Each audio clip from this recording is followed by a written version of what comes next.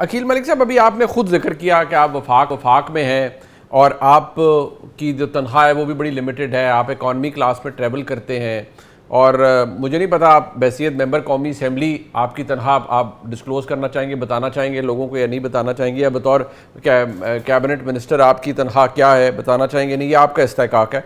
Otherwise जो public disclosure में कोई चीज़ आ जाए वो तो अलहदा बात है। लेकिन मैं सिर्फ ये कह रहा हूँ कि जो उसूल की बात है ना, माजरत के साथ ये उसूल वगैरह सारे कहीं बैक डोर से निकल जाते हैं। देखिए 2024 के अंदर आप ही की हुकूमत थी ना जब ये कानून लाया गया पंजाब के अंदर कि सैलरीज रिवाइज की जाए, और जो मेंबर था असम्बली का उसकी तनख्वाह में समझे कुछ समझे 426% इजाफा हुआ, और स्पेशल असिस्टेंट की तनख्वाह में, एडवाइज़र की तनख्वाह में, मिनिस्टर की तनख्वाह में, इवन जो सेक्रेटरीज थे उनकी तनख्वाहों में इजाफा हुआ। मुझे सिर्फ ये बात समझ नहीं आती कि फिर PMLN बहसीत जमात, क्योंकि अब तो वो जलाल खान जो है ना वो खुद कहते फिर रहे हैं, वो खुद कह रहे हैं कि भाई हमें तो अल्लाह के आसरे पे छोड़ा हुआ है, हमें पता ही नहीं हमारा क्या बयानिया है, मौक़िफ़ क्या है, तो हम तो जो ठीक है हम तो बिल्कुल खुद ही चल रहे हैं, हमें क्या पता इस्लामाबाद में क्या हो रहा है और वहाँ क्या हो रहा है। वो खुद ये कह रहे हैं। ये जो उसूल वाली बात है, माजरत के साथ ये PMLN के फिर ना वो 17-18 किलोमीटर की रेडियस में ही है। बाकी जहां आपके मेंबरान हैं आप बिल पेश भी करते हैं, पास भी करवाते हैं और मर्जी की तनख्वाहें या तनख्वाहों में बेतहाशा इजाफा भी करवाते हैं। नहीं देखें, मैं एक तो इस फ्रॉम द वेरी आउटसेट इस जो बात की गई रऊफ क्लासा साहब की तरफ से, बिल्कुल आज कमेटी की मीटिंग थी, standing committee on law and justice, और उसमें एक एजेंडा आइटम बिल्कुल ये ज़रूर था, और ये डिस्पैरिटी है कि यहाँ पे हम अलाउ करते हैं जो डिप्टी अटॉर्नी जनरल है या एडिशनल अटॉर्नी जनरल है उनको प्राइवेट प्रैक्टिस की, एज लॉन्ग एज वो फेडरेशन ऑफ पाकिस्तान के ख़िलाफ़ कोई ब्रीफ एक्सेप्ट ना करें या कोई केस ना लें। तो ये है कि वहाँ पे उनको नॉन प्रैक्टिसिंग सूबों में जो है नॉन प्रैक्टिसिंग अलाउंस मिलता है। तो उनकी ये जो एजेंडा आइटम ये था इस हवाले से कि वो पैरिटी होनी चाहिए, डिस्पैरिटी नहीं होनी चाहिए। तो इस हवाले से खैर हमने उनको कहा कि जो कमेटी की रिकमेंडेशंस होगी हम उस पर काम करेंगे। एक तो ये कम से कम क्लैरिफाई होना चाहिए। दूसरी बात है जो आपने बात की पंजाब के हवाले से, बिल्कुल पंजाब ने बढ़ाई, और पंजाब ने देखे ना, एक मेरा जो कहने का सिर्फ मैं तवज्जो मौजूल करवाना चाहिए कि चोरी छुपे कोई लेजिस्लेशन नहीं की पंजाब ने बिल्कुल बढ़वाई होंगी, लेकिन उसको ओन किया, उसको एक्सेप्ट किया। मेरे ख्याल से गालबन 1,80,90,000 होती थी तनख्वाह उनकी, और अब जो है 7-8 लाख रुपया या 9 लाख रुपया हो गई है।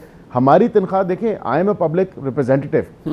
आपने पूछा कि ये आपका इस्तेकाक है, बिल्कुल, लेकिन मैं तो for the sake of transparency मैं तो फोर्थ कमिंग हूँ। मैं तो बताऊंगा कि टोटल 5 लाख रुपया तनख्वाह है, चाहे आप काबीना के मेंबर हैं या MNA हैं। यहाँ पे दूसरी बात है कि शुरफा की जो बात की गई, जो प्रिविलेज क्लास की बात की, नो डाउट आप MNA हैं, आप MP हैं, आप एक उस प्रिविलेज ब्रैकेट में आ जाते हैं।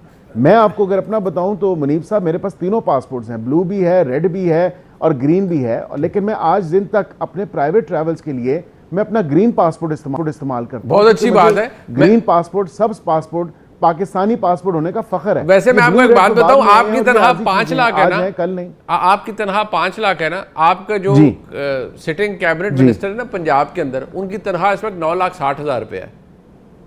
आपके जो स्पीकर हैं, मेरी यार सुन ले ना, मेरी यार सुन ले कि फिर मुझे यही बात तो समझ नहीं आती ना, फिर आप किसी और पर क्या तनकीद कर सकती है बहसीत जमात पाकिस्तान मुस्लिम लीग। आपका कोई बयानिया भी तो है ना कि आपने उसके ऊपर आपने पोजीशन ले ली। कल आपकी जमात के, एक मिनट अखिल साहब अगर मैं कंप्लीट कर पाऊँ, आपकी जमात की तरफ से एक प्रेस कॉन्फ्रेंस जड़ दी गई उस मोअज़्ज़ज़ रुकन के साथ, जो बाद में खुद कह रहे हैं कि नहीं इस बिल में क्या गलत है या ये सब कुछ है या हमें तो बताया ही नहीं है पार्टी ने कि इसके अंदर करना क्या है।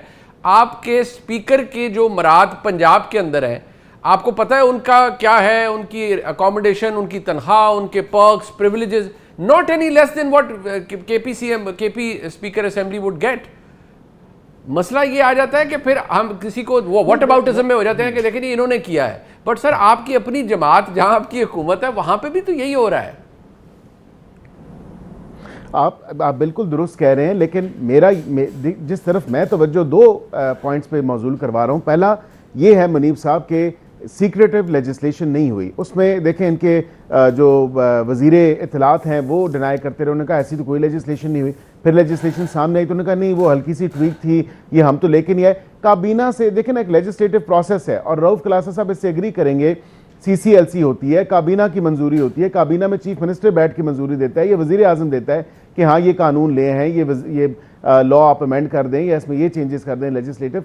वो बिल्कुल अलूफ हैं इस चीज़ से, उनको यही नहीं पता कि किस तरह होने लेजिस्लेटिव स्टेप्स क्या हैं, और वो कह रहे हैं जी बिल भी पास हो गए, कानून भी बन गया, और उन्होंने कहा नहीं अब नजरसानी कीजिए। अभी आपने कहा ना सीक्रेटिव लेजिस्लेशन नहीं होनी चाहिए, अभी IT वाला बिल था जिसमें स्टोरी ब्रेक की हमारे साथ मौजूद हैं रऊफ क्लासा साहब, उन्होंने उसके अंदर क्या हुआ क्या नहीं हुआ, और वो इतना it was such a poorly drafted law कि मैं हैरान था कि हमारे मोहतरम आज़म वज़ीर तारड़ साहब वो बाद में कह रहे हैं there was nothing wrong with it, everything was wrong about that law और that piece of legislation, but that's a separate debate. Shaukat Yousafzai साहब ने मुझे ज्वाइन किया है। शौकत भाई मुझे सिर्फ ये बताएं, वो फ़र्क ये है कि आपने ना ये तरमीम शीम जो कराई है आपने चोरी छुपे की है माजरत के साथ, उन्होंने खुल खुला के की, पंजाब असेंबली में कानून लाए, किसी से छुपाया नहीं है।